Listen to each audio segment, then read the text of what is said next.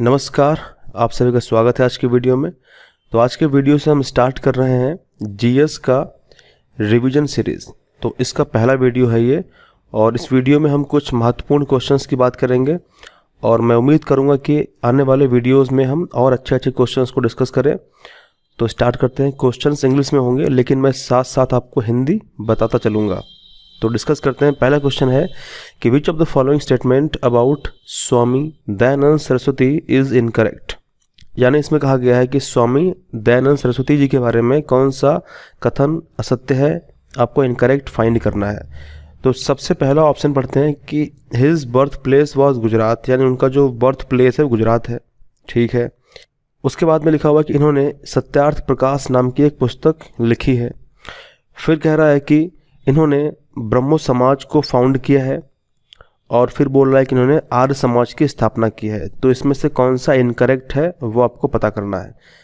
जैसा हम सब जानते हैं कि जो ब्रह्मो समाज है उसको फाउंड किया है राजा राम मोहन राय ने। ठीक है, किसने किया है? राजा राम मोहन राय ने किया है। तो यही गलत हो जाएगा। तो इसका ऑप्शन नंबर तीसरा जो है वो फिलहाल इस क्वेश्चन का आंसर होगा। मूव करते हैं क्वेश्चन नंबर नेक्स्ट। तो इसमें कहा गया है कि who among the following was one of the founders of Hindustan Republic association. यानी हिंदुस्तान रिपब्लिक एसोसिएशन के इनमें से कौन फाउंडर हैं? दो संस्थाएं हैं, एक हिंदुस्तान रिपब्लिक एसोसिएशन है और एक है HSRA, यानी हिंदुस्तान सोशलिस्ट रिपब्लिक एसोसिएशन। तो दोनों में बस केवल अंतर है सोशलिस्ट का। पहले ये वाला बना था, उसके बाद फिर HSRA बनाया गया था। तो इसमें क्वेश्चन की बात करते हैं, इसका आंसर क्या है। तो हम सब जानते हैं कि सूर्यसेन और जतिननाथ मुखर्जी लाला लाजपत राय नहीं होंगे। तो इस क्वेश्चन का जो सही आंसर है वो है ऑप्शन नंबर 1। राम प्रसाद बिस्मिल जो है वो फाउंडर हैं किसके? हिंदुस्तान रिपब्लिक एसोसिएशन के, यानी फाउंडिंग मेंबर हैं, क्योंकि बहुत से लोगों ने मिलकर फाउंड किया था। तो फाउंडिंग मेंबर राम प्रसाद बिस्मिल जी हैं। क्वेश्चन नंबर नेक्स्ट डिस्कस करते हैं। तो इसमें कहा गया है कि in which of the following year was the second round table conference in London held. यानी कौन से वर्ष में लंदन में द्वितीय गोलमेज सम्मेलन स्थापित हुआ था? 1925 में, 1939 में, 1931 में, 1941 में।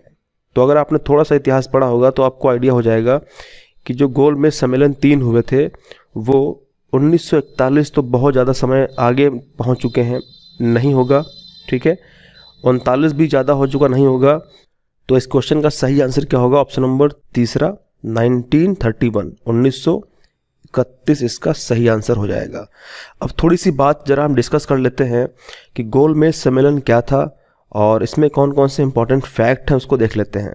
तो सबसे पहले डिस्कस करते हैं सेकेंड राउंड जो टेबल कॉन्फ्रेंस हुआ था वो 1931 में लंदन में हुआ था। ठीक है, ये कब हुआ था? तो 7 सितंबर 1931 से 1 दिसंबर 1931 के मध्य हुआ था। गांधी जी ने इसमें पार्टिसिपेट किया था। आपसे क्वेश्चन पूछ सकता है कि गांधी जी कौन से गोलमेज सम्मेलन में भाग लेने लंदन गए थे? तो सेकेंड वाले में भाग लेने के लिए लंदन गए थे।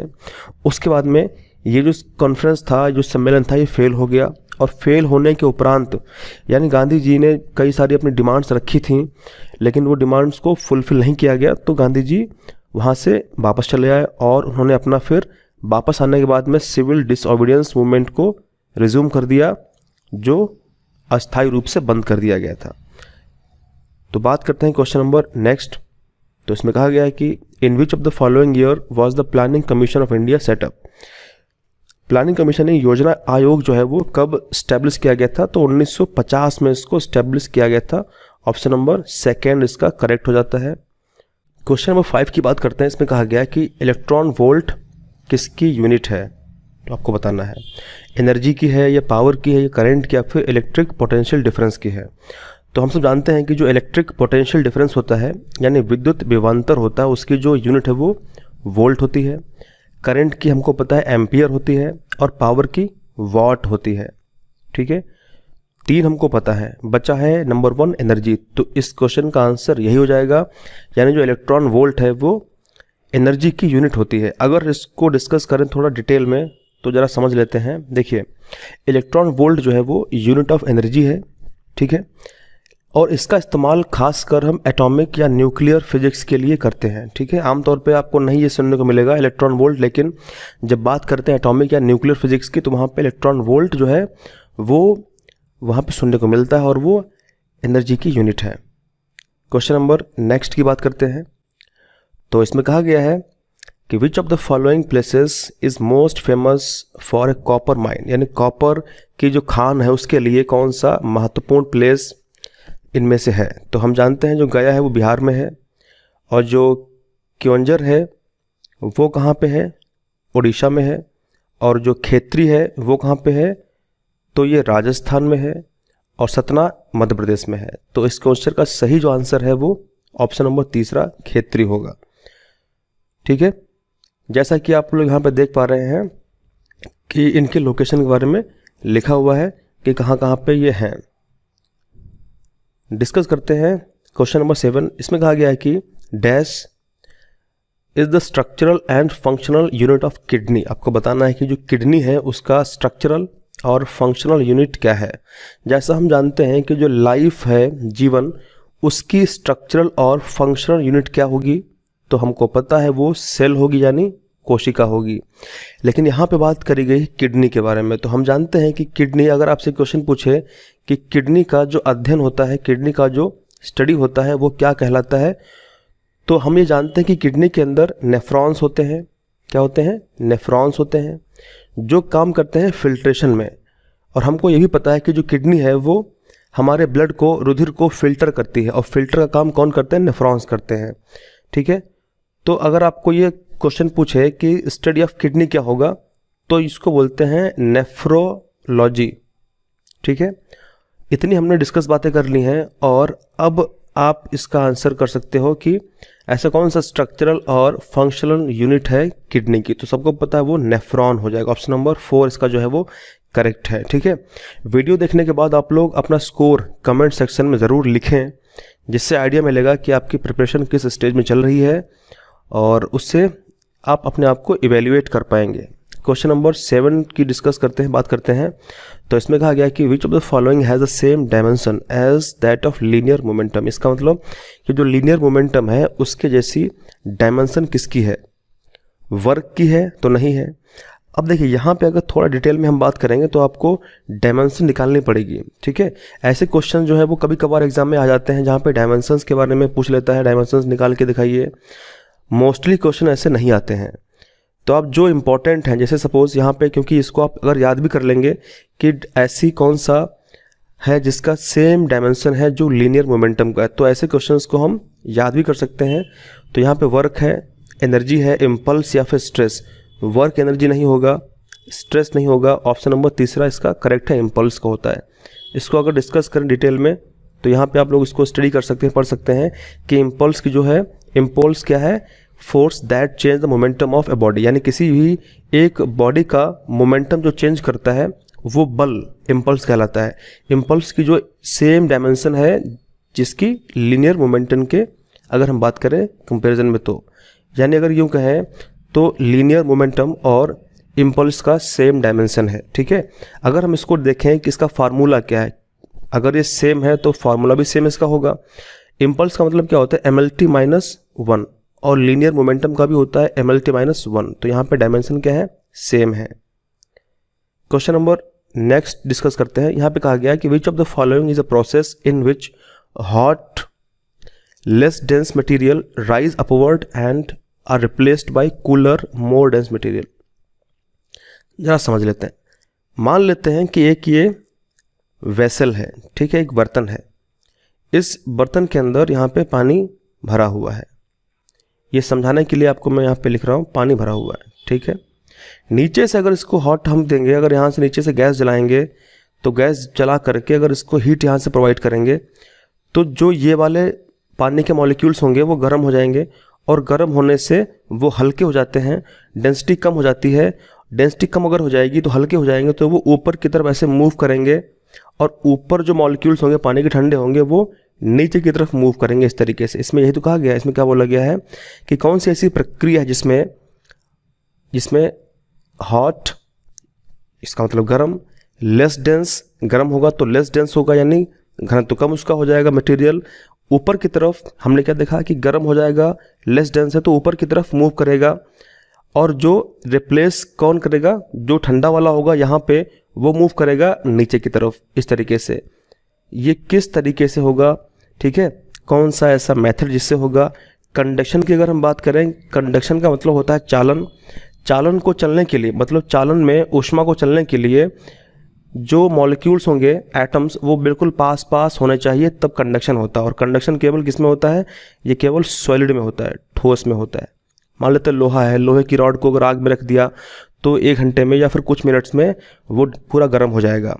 अगर बात करें रेडिएशन के बारे में, तो यहाँ पे क्या होता है, जो रेडिएशन होता है उसका मतलब क्या होता है कि जब सन से जो हीट आती है वो किसके द्वारा आती है, वो आती है रेडिएशन के माध्यम से, और इसमें मीडियम की आवश्यकता नहीं होती है। अगर बात करें कंडेंसेशन की, तो हम ये जानते हैं कि जो वेपर होती है, जो वाष्प होती है, वो कहीं पे इकट्ठा होती रहेगी और वो कंडेंस होकर के लिक्विड फिर से कन्वर्ट कर देगी। इसका आंसर है कन्वेक्शन। तो आप लोग ध्यान रखेंगे कि जो कन्वेक्शन होता है वो किसमें, गैस में या फिर लिक्विड में होता है।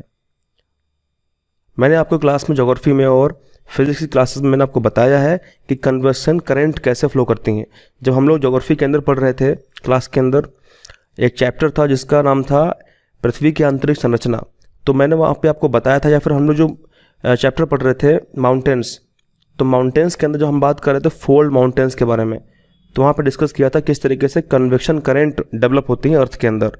जो हॉट मैग्मा होता है वो ऊपर की ओर जाता है और ऊपर ठंडा मैग्मा नीचे की ओर, इस तरीके से धाराएं बनती हैं। तो इसका आंसर क्या होगा, कन्वेक्शन हो जाएगा, इसका मतलब संवहन हो जाएगा।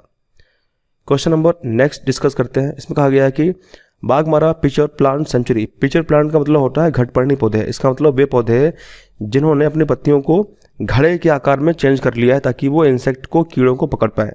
पिचर प्लांट सेंचुरी कहाँ पे स्थित है, तो असम में है, नहीं है, गोवा में है, नहीं है, कर्नाटक में नहीं है, तो इसका आंसर मेघालय में है। आप लोग इसको ध्यान रखेंगे, नोट कर लेंगे। क्वेश्चन नंबर 11 की बात करते हैं। कह रहा है कि who among the following replaced Morarji Desai as a prime minister of India in 1979, यानी 1979 में किसने मोरारजी देसाई को रिप्लेस किया as a prime minister of India.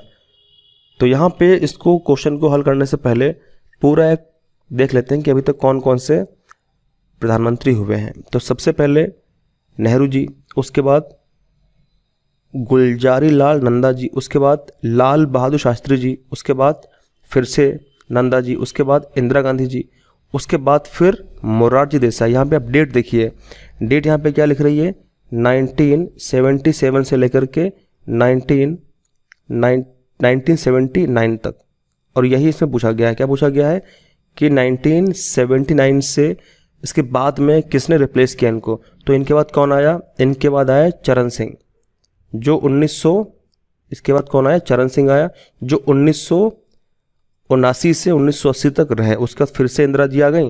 तो इस तरीके से आप इन सभी जो हमारे ऑनरेबल प्राइम मिनिस्टर हैं इनकी सूची तैयार कर सकते हैं। कहीं ना कहीं क्वेश्चन यहाँ से भी एग्जाम में आते रहते हैं, तो इसको आप लोग स्क्रीनशॉट खींच लेंगे और इसको रिवाइज करने का प्रयत्न करेंगे। तो इसका आंसर क्या होगा, इसका आंसर होगा चरण सिंह। ठीक है। क्वेश्चन नंबर नेक्स्ट, इसमें कहा गया है कि which of the following is application of science, यानी कौन सा इसमें एक साइंस का एप्लीकेशन है जिसके अंदर हम physics, chemistry, biology, computer science, engineering to matters of law and to the identification of various facts of civilian investigation. इसका मतलब ये है कि सिविलियन इन्वेस्टिगेशन करने के लिए हम physics, chemistry, biology, computer science, engineering, इन सब का हेल्प लेते हैं। तो कौन सा ऐसा वो एप्लीकेशन है जिसमें ऐसा हम करते हैं, इन सारी शाखाओं का यूज़ करते हैं सिविलियन इन्वेस्टिगेशन करने में, जांच पड़ताल करने में। तो सबको पता है फॉरेंसिक साइंस में ऐसा होता है। फॉरेंसिक साइंस के अंदर हम सारे physics, chemistry, biology, computer science एक एक चीज़ को यूटिलाइज कर लेते हैं ताकि हमको जानकारी मिल पाए कि एक्चुअली अगर किसी ने कोई क्राइम किया है तो वो एग्जैक्टली कौन है। ठीक है। अब यहाँ पे थोड़ा डिस्कस हम कर लेते हैं कि ये जो बाकी के जो शाखाएँ हैं, जैसे सबसे पहला लिखा हुआ है कैलोलॉजी, फिर साइकोलॉजी, फिर मॉर्फोलॉजी। इसका मतलब क्या होता है, इसको भी जरा एक बार देख लेते हैं। तो अगर सबसे पहले बात हम लोग करें, सबसे पहले है कैलोलॉजी। इसका मतलब क्या होता है, ये होता है स्टडी ऑफ ब्यूटी, यानी सुंदरता का अध्ययन होता है। और किस तरीके से होता है, जैसे जो सुंदरता सोसाइटी को इन्फ्लुएंस करती है, खासकर इसकी बात यहाँ पे की जाती है। अगर हम बात करें उसके बाद मॉर्फोलॉजी के बारे में, तो मॉर्फोलॉजी का मतलब होता है कि हम इसमें size, shape, structure of animals या प्लांट, पौधे या जंतुओं की या फिर जीवाणुओं की हम क्या करते हैं, अध्ययन करते हैं, ठीक है, उनकी साइज़ का, शेप का अध्ययन करते हैं, तो ये होगा मॉर्फोलॉजी। अगर हम बात करें साइकोलॉजी में, तो इसमें क्या करते हैं, scientific study of mind and behaviour, यानी मन और जो बिहेवियर, व्यवहार होता है उसका साइंटिफिक स्टडी साइकोलॉजी कहलाती है। तो हम लोगों ने इसके बारे में भी स्टडी कर लिया, देख लिया है। अब मूव करते हैं क्वेश्चन नंबर नेक्स्ट। इसमें कहा गया है कि who among the following has written Kitabul Hind that gave an incisive description of early 11th century, यानी शुरुआत की जो 11वीं शताब्दी थी उसमें किताबुल हिंद एक पुस्तक लिखी गई थी जिसने काफ़ी कुछ डिस्क्रिप्शन दिया था। तो वो किसने लिखी है आपको ये बताना है। तो यहाँ पे ऑप्शन कौन कौन से हैं, अल ख्वारिज़मी गलत हो जाएगा, अल बरूनी और अल किंदी, अल बुखारी। तो इस क्वेश्चन का सही आंसर है, ये दोनों गलत हैं, अल बिरूनी इसका सही उत्तर है। आप लोग कमेंट करके बताएं कि जो अल बिरूनी है वो भारत में किसके साथ आया था, कौन इसको लेकर के इंडिया आया था। अब थोड़ी सी हम लोग बात करेंगे डिटेल में इन सब के बारे में। पहला जो पॉइंट है वो ये है कि जो अल बिरूनी है वो एक ईरानियन स्कॉलर था, ठीक है, एक ईरानी जानकार था, स्कॉलर था। इसने किताबुल हिंद पुस्तक लिखी और ये पुस्तक जो है वो डील करती है भारत में कास्ट सिस्टम को। इसका मतलब जो जाति सिस्टम है, जाति प्रथा है, उसके बारे में डिटेल में इसमें मेंशन किया गया है। अगर बात करें अल बुखारी, तो अल बुखारी एक जो पर्शियन इस्लामिक स्कॉलर था, ठीक है, और जिसका जो जन्म हुआ था वो बुखारा में हुआ था। अगर बात करें अल ख्वारिज़मी की, तो एक मुस्लिम मैथमेटिशियन थे और जिन्होंने हिंदू अरेबिक न्यूमरल्स दिए और इन्होंने कॉन्सेप्ट अलजेब्रा का प्रस्तुत किया यूरोपियन मैथमेटिशियंस के लिए या यूरोपियन मैथमेटिक्स में। अगर बात करें नेक्स्ट जो पॉइंट है वो है अल किंदी का, तो इसमें ही is popularly known as philosopher of the Arabs. इनको आमतौर पे हम कह सकते हैं फिलोसफर ऑफ अरब। तो इस तरीके से हम लोगों ने इंपॉर्टेंट क्वेश्चंस को डिस्कस कर लिया। तो आज के वीडियो में 13 क्वेश्चन तो डिस्कस हमने किया है। अब इसके आगे आपको क्या करना होगा, आप लोग अपना जो भी आपका स्कोर आ रहा है, यानी 13 क्वेश्चन में आपके कितने क्वेश्चन आपको कंफर्म पता थे, ईमानदारी से आप लोग कमेंट सेक्शन में लिखेंगे। और इसके बाद नेक्स्ट वीडियो में हम बात करेंगे कुछ और इंपॉर्टेंट क्वेश्चंस जो आपके लिए हेल्पफुल होंगे जीएस को रिवाइज करने के लिए। वीडियोज़ को लाइक करें, अगर अच्छा लगे तो शेयर करें। Thank you very much. जय हिंद, जय भारत।